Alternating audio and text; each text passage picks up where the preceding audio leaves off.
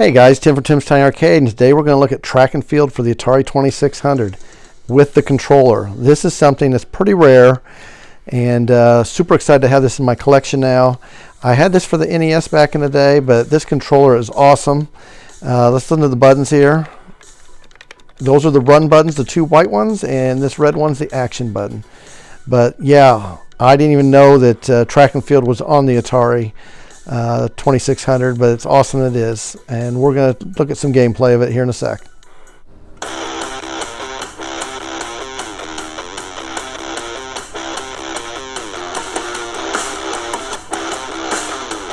Voice of Duke Nukem, and you're watching Tim's Tiny Arcade, mother effer.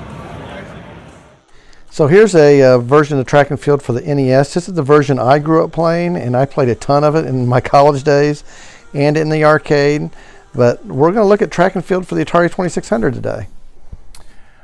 All right, guys. So at the top, you can see you can put your initials in on this game, which is a kind of a neat touch. I don't know too many Atari 2600 games back in the day that you could do that.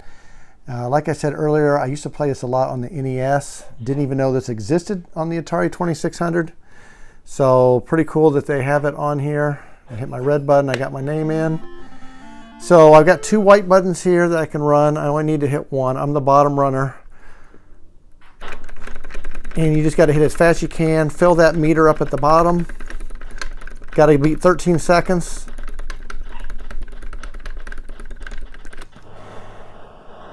$10.40, so I qualify, and then they'll give you points.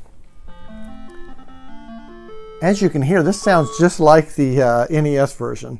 So now we're on the long jump, 7 feet I need to get. So this one I'll have to run, I'll have to hit the red button and hold it down. Got a foul. You hold it down, try to get a good angle. That helps too on how far you can get.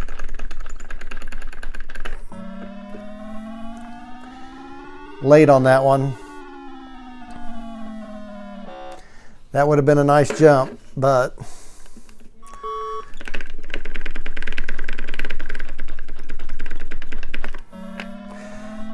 that should qualify. That should be 7. I jumped far enough back. 868, not too bad. So you get 3 tries and you get to qualify. And then if you qualify, you move to the next event, and it's a score-based game at the top. All right, so javelin. Same kind of thing where you got to run, then you got to throw with the red button. I'm late hitting that button.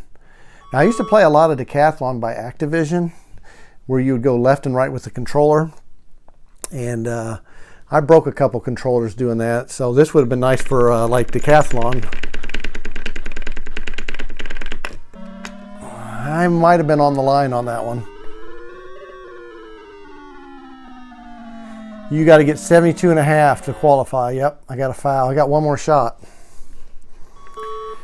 All right. See if I can. There we go. I think that's going to be good enough to at least qualify. Not my best throw, but it qualified. All right, now the hurdles. This one you got to run and then jump, so I got to concentrate on this one. This one's pretty hard.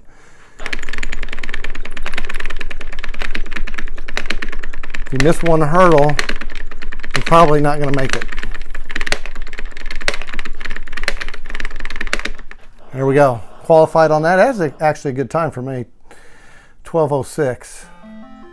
All right, so the hammer throw. This one's pretty hard. Every time that your person flashes, that's when you can throw it to keep it in bounds.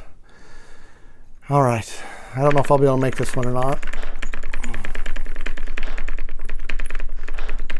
Got to build that meter up. Nope, fouled. There's 2 more events after this, or actually one more event. And that's the high jump. And I've never made that one before.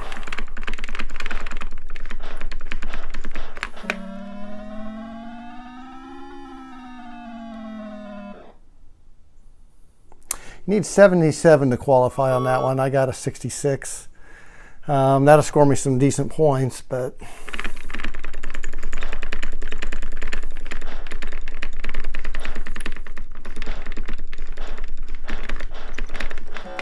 Oh, thought I had it. All right, guys, so that was a look at track and field today. I could not show you the last event. I didn't make the hammer throw. But anyway, you guys got a pretty good look at track and field. This is one of the best coin-op versions available on the 2600. With this track and field controller, it made it feel like the arcade. And I actually like this just as much as I like the NES version.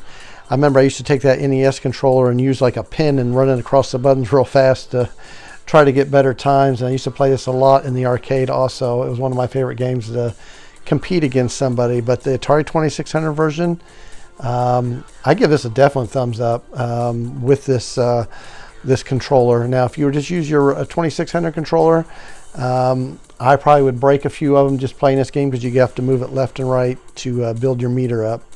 But what do you guys think of this? Have you ever heard of track and field on the Atari 2600?